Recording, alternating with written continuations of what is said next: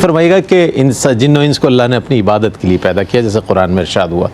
اب ماہ رمضان میں تو چلے اس کو پیش نظر رکھا، فجر سے لے کر عشاء تک، پھر تراویح بھی. اب شوال ہے، بقیہ مہینوں میں عبادات کے حوالے سے میں چاہتا ہوں وہ خوش و خضوع کیسے پیدا ہو جو ماہ رمضان میں نظر آتا ہے. میں چاہتا ہوں اس پر کچھ ارشاد فرمائیے.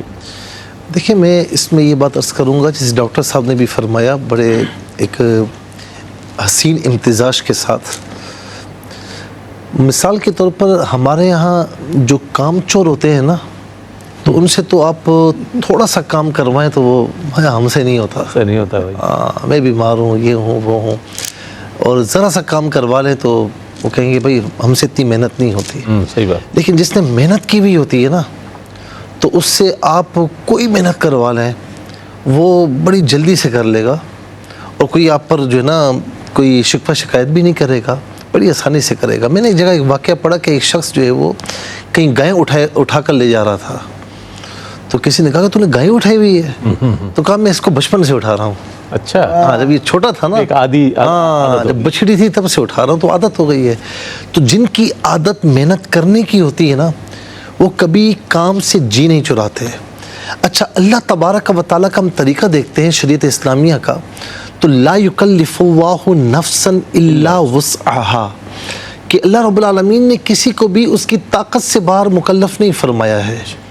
اور جتنا شریعت اسلامی، دین اسلام جتنا فطرت سے ہم آہنگ ہے، اتنا کوئی دین نہیں ہے. آپ کو کہیں نظر نہیں آئے گا. فطرۃ اللہ التی فطر الناس علیہا، کہ اللہ رب العالمین نے اسی نظام کو جو فطرت سے قریب ہے، فطرت سے ہم آہنگ ہے، وہ ہمیں عطا فرمایا دین اسلام کی صورت میں. دیکھیں، ایک مہینہ اگر آپ نے جی جان سے محنت کر لی، میں آپ کو ایک مثال دیتا ہوں کہ میں اگر ماہ رمضان میں ایک حافظ قرآن نہ لگ جائے، تراویح پڑھاتا ہے، لگ جائے اور ایک پارے کو بار بار دہراتا بھی، تراویح میں سناتا ہے، اسے پورا سال محنت کرنے کی ضرورت نہیں ہوتی پھر. اچھا. ہاں، پورا سال وہ ایک پارا بھی دہرا لے تو کوئی مسئلہ نہیں ہے.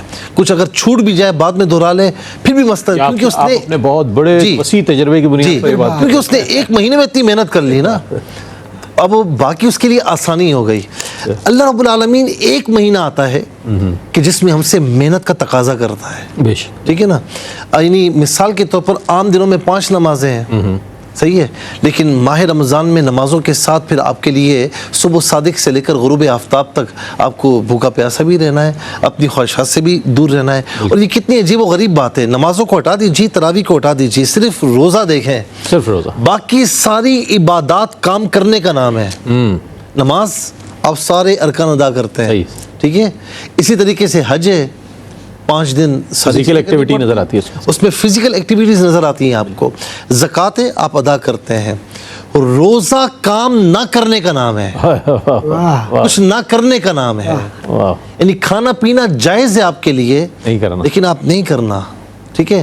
اسی طریقے سے خواہشات، جو شوہر اور بیوی کا ایک ریلیشن ہے، وہ جائز ہے آپ کے لیے، لیکن صبح صادق سے لے کر غروب آفتاب تک ماہ رمضان میں نہیں کرنا. باقی ساری چیزیں کرنے کا نام ہے، یہ نہ کرنے کا نام ہے.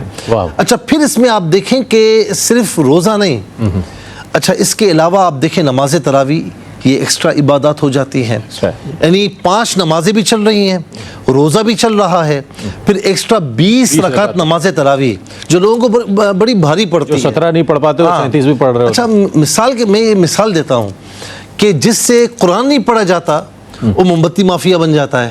وہ قرآن اس سال ثواب نہیں کرتا، موم بتی جلا کر جان چھوڑاتا ہے. اسی طریقے سے جس سے تراویح نہیں پڑھی جا رہی، وہ کہتے ہیں نہیں جی 8 تھی، پھر کچھ لوگوں نے کہا نہیں جی کوئی وجود ہی نہیں ہے اس کا. صحیح ہے نا.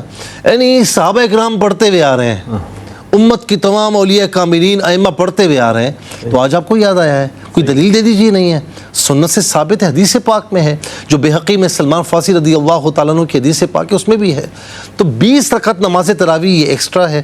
پھر اس کے بعد صرف یہ نہیں ہے، پھر بندہ قرآن کی تلاوت میں بھی لگ جاتا ہے. اچھا، پھر اس کے بعد سحری کا انتظار، پھر اس کے بعد یعنی جب روزہ گزر رہا ہے تو بالکل آخر میں افطار کا انتظار، ساری نمازیں، یہ ساری ایکٹیویٹیز. یعنی اس ایک مہینہ اگر آپ نے یہ ریاضتیں، یہ مجاہدات کر لی، اب اس کے بعد جب یہ مہینہ گزرتا ہے نا، تو تراویح اب نہیں ہے, روزہ اب نہیں ہے, نفلی چاہے رکھ سکتے ہیں لیکن روزہ نہیں ہے, اب شریعت کی طرف سے لازمی نہیں ہے. لازمی کیا ہے؟ 5 وقت نماز, حقوق اللہ اور حقوق العباد, اس پر بھی ہم گفتگو کر چکے ہیں. چند چیزیں جو آپ پر لازمی ہیں.